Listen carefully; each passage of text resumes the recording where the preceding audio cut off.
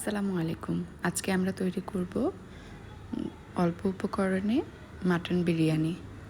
আমি এখানে প্রায় 800 গ্রাম পরিমাণ খাসির মাংস নিয়েছি, ভালোভাবে ধুয়ে পরিষ্কার করে।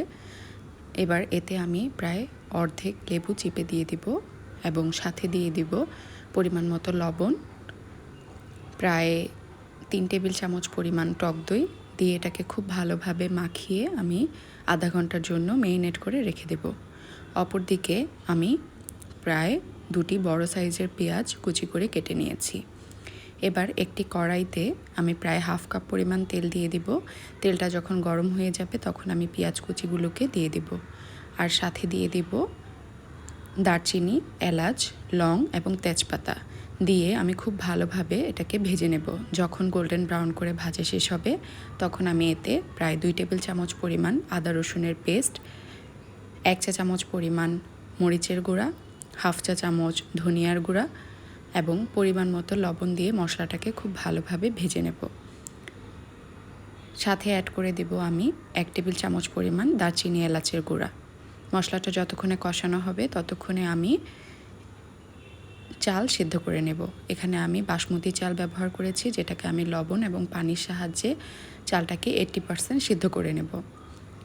মশলাটা যখন কষানো হয়ে যাবে তখন আমি এতে একটি রাঁধুনির বিরিয়ানি মশলা কেটে দিয়ে দেব।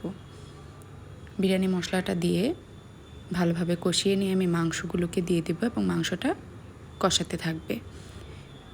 অপরদিকে আমি কিছু আলু বড় বড় টুকরো করে কেটে নিয়েছি। এবার আমি একটি কড়াইতে ঘি এবং তেল দিয়ে আলুটাকে খুব ভালোভাবে ভেজে নেব। এদিকে আমার মাংসটাও রেডি হয়ে গিয়েছে। এবার প্রথমেই আমি মাংসের লেয়ার দিয়ে দিব।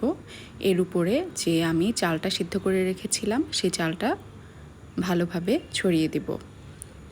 এবার আমি ভেজে রাখা আলুগুলোকে খুব ভালোভাবে চালের ভেতরে বসিয়ে দেব, আর দিয়ে দেব এখানে প্রায় হাফ কাপ পরিমাণ লিকুইড মিল্কের মধ্যে আমি 2 টেবিল চামচ পরিমাণ গুঁড়ো দুধ, অল্প জাফরান এবং ফুড কালার দিয়ে একটি পেস্ট তৈরি করে নিয়েছি, যেটাকে আমি উপর থেকে ছড়িয়ে দেব।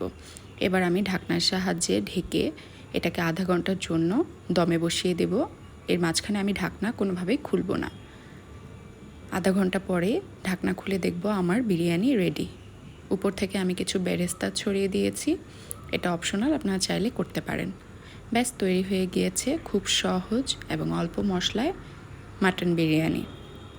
এটাকে আমি সার্ভ করেছি কাবাব, লেবু এবং সালাদ দিয়ে। ধন্যবাদ। আসসালামু আলাইকুম।